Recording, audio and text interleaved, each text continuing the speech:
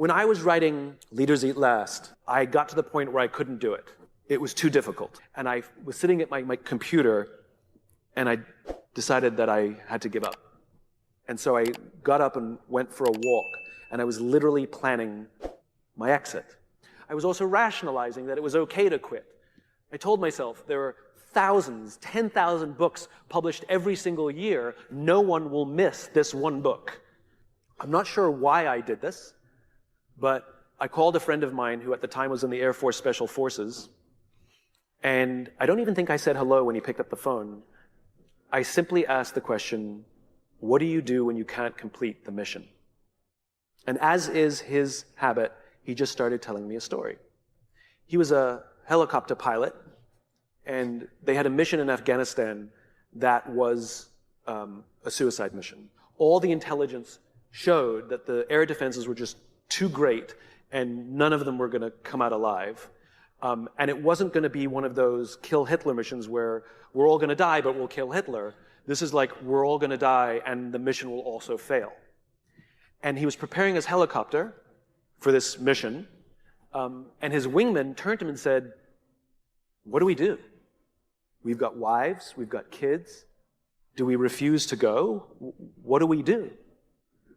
And my friend turned to him and he said, this is what we signed up for. We go. He asked me, he said, is this book more or less powerful than Start With Why? I said, the research has impacted me greater. It's more powerful. He says, all right, I'm going to tell you a funny story. Before I met you, I'd become disillusioned with the Air Force and I was going to quit. And I found this kooky little book called Start With Why, and it completely re-inspired me. And I decided to stay, and I'm a better leader now than I was before because of that book. And if you're saying that this book is more powerful than the first one, then we need this book. He said, this is what you signed up for. You have no choice. Clearly his mission was scrapped at the last minute. The underlying message of this is what you signed up for, you have no choice, wasn't a mean message. The underlying message was, and I will be here with you. The underlying message was, no matter what, you can call me at any time. I've got your back. And that's the important part. I turned around, went back to my desk, and finished writing that book. Not that night. I mean, it took me months, but I never thought of quitting ever again. As soon as I knew that someone was there, someone had my back. Clearly, our lives are finite. We're born, we die, we come, we go. But life is infinite. The game of life will continue with us or without us, which means every single one of us has a choice. We don't get to choose the nature of the game. Life is infinite. We don't even get to choose if we want to play in the game or not. Once you're born, you're in it. We get one choice. Do you want to play with a finite mindset, or do you want to play with an infinite mindset? To play with a finite mindset means waking up every day and say, I'm going to be the best, I'm going to be better than everybody else, I'm going to accumulate more power, more responsibility, more money, whatever it is, whatever your metric is, I'm going to get more than anybody else. Me. And when you die, you take none of it with you. Or we can choose to live our lives with an infinite mindset, which means I'm going to leave this world, this school, in better shape than I found it. It means I'm going to devote my life to see that those around me rise. And we know that we're living with an infinite mindset because our obsession is seeing that we have an impact on the lives of the people around us. We've all had teachers, and some of you are those teachers, where 20 or 30 years from now, I can go to one of your students and say, you're a remarkable human being, you've accomplished so much in your life. How did you become the person you are today? And they will tell me your name. We all remember the teacher who believed in us. We all remember the teacher who had our backs. We all remember the teacher who saw something in us that nobody else saw. We've forgotten all the others, but we remember those couple. And that's what it means to live with an infinite mindset. It means we devote ourselves to that mindset for everyone in our lives. That other teachers will say that about us. Other principals will say that about us. Other students will say that about us. Our friends will say that about us. I am who I am today because of you, and I will commit to live the same life that you taught me how to live. And you will literally live on beyond your own lifestyle, your own lifetime. That when you're gone, others will carry your work for you.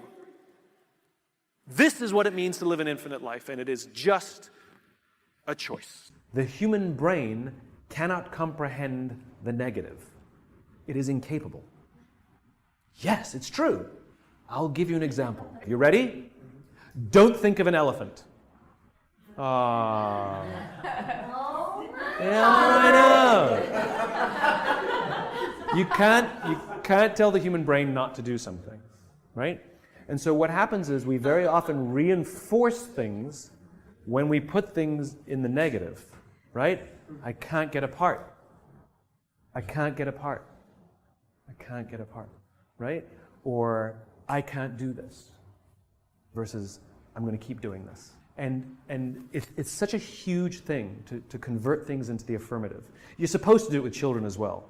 We're supposed to say, instead of saying to children, don't eat on the couch, we're supposed to say, eat at the table, right? We tell people what we want them to do, not what we don't want to do. Pilots know this, right? It is well known in the pilot community that when you tell a pilot, don't hit the obstacle, they'll hit the obstacle. Because what they're doing is focusing on the obstacle. It's the same thing for you. If you focus on the obstacles, all you will see is obstacles.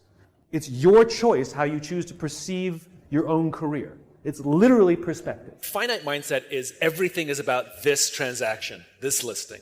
An infinite mindset is I may win or lose this game, I may win or lose this transaction, and there'll be another one, and another one, and another one. And the goal is not to win this one. The goal is to be better and better and better. And what happens is you win more often. The infinite game, the infinite mindset is about having the strength, the will and the resources, which mean will is I really still enjoy this industry, and the resources is I got the money to stay in the game. If you run out of will, you run out of resources, you find a different line of work, right? The goal is not to win every game. The goal is to stay in the game as long as possible, and you're more likely to stay in the game as long as possible if you're enjoying it and if you're making money. So, like I said, think of those agents who are better than you, whether they're better marketers or better salesperson, or they get more recommendations.